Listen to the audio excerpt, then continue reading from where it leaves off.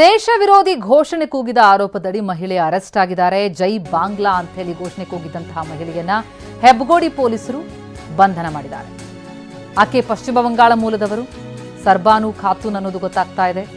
Electronic city ಉಪವಿಭಾಗದ ಹೆಬ್ಬಗೋಡಿ ಠಾಣೆ ಹುಲಿಮಂಗಲದ ಪೋಡು ಬಳಿಯ ಶೆಡ್ನಲ್ಲಿ ವಾಸವಿದ್ದಂತಹ ಮಹಿಳೆಯನ್ನ ಠಾಣೆ ಪೊಲೀಸರು ಅರೆಸ್ಟ್ ಮಾಡಿದ್ದಾರೆ.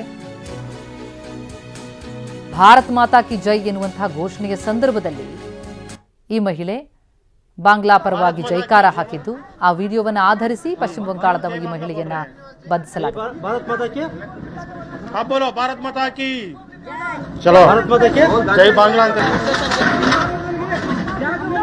भारत माता की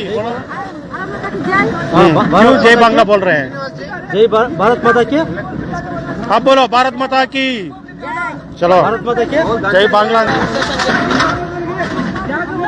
भारत माता की क्यों जय बांग्ला बोल रहे हैं? जय भारत माता की आप बोलो भारत माता की चलो भारत माता की जय बांग्ला भारत माता की ಈ ಮಹಿಳೆ ಬಾಂಗ್ಲಾ ಪರವಾಗಿ ಘೋಷಣೆ ಕೂಗಿದ್ದು, ಆಕೆಯನ್ನ ಈಗ ಪೊಲೀಸರು ಅರೆಸ್ಟ್ ಮಾಡಿದ್ದಾರೆ.